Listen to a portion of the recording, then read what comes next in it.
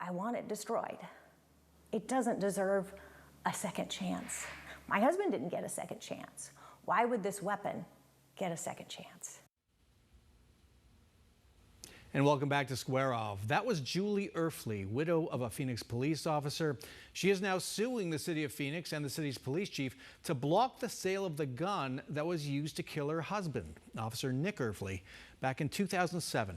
Now, Arizona law requires police to sell the guns they take in and makes it illegal to destroy them.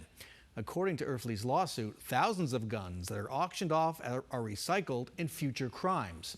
And as a crime victim and speaking for other crime victims, Erfle is suing to make sure that doesn't happen again. I see it all, and I feel it all, and I visualize it all. For 18 years, Julie Erfle has achingly pieced together how her late husband, Phoenix police officer Nick Erfle, was killed in the line of duty during an arrest in Central Phoenix. He was 33 and the father of 2 young boys. I'd had these very vivid dreams with Nick after he was killed.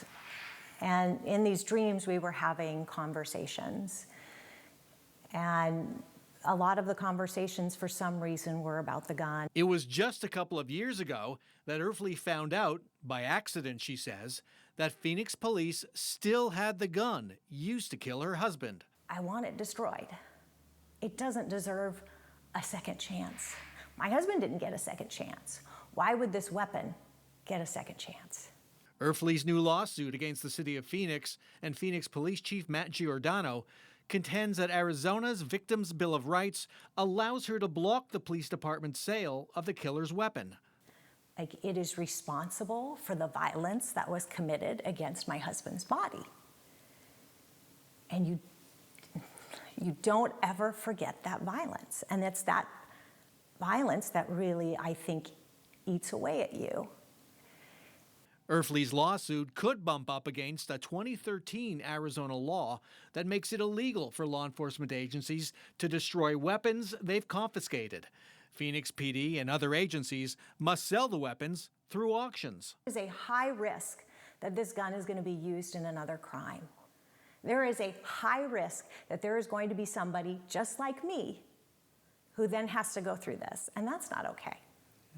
It's not okay. Another potential hurdle, the Victims' Bill of Rights focuses on court proceedings.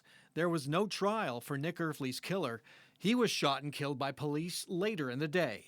It feels like this weapon is being given more rights than I am, or than what my husband received, and I don't understand it. Now, just minutes before that story aired this past week, Phoenix Mayor Kate Gallego provided a statement to 12 News. It assured Julie Erfle that the gun that killed her husband would not be sold or auctioned and was still stored in a city facility. Now, given state law, I wondered what gave the mayor that authority to say that. So after I did a little more reporting, we now know 2 years ago, after a contentious debate, the Phoenix City Council approved a contract with an auction house that only allows the sale of weapons ordered by a court. Since Nick Erfle's killer was shot and killed by police, there was no court case or court order on the gun. So the killer's weapon will remain in a Phoenix police warehouse for the foreseeable future. But that's not the end of the story. Maricopa County Attorney Rachel Mitchell responded to Erfle's lawsuit, pledging to work with her to change state law. Here's what Mitchell said. If Julie Erfle wants to reach out to my office, Julie, I will stand side by side with you to get the law changed, because I agree with you, this would be a travesty. Now, Julie Erfle is talking to her attorney about how to proceed with the lawsuit.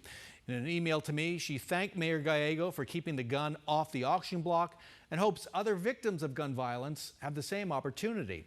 She also plans to contact County Attorney Rachel Mitchell. We'll keep you posted. You can watch my full interview with Julie Erfle on her riveting quest for the gun that killed her husband, streaming right now on 12 Plus or on our 12 News YouTube channel. When we come back, it's been a tough year for Arizona public schools. Will voters support their funding requests in the November election? Stay with us.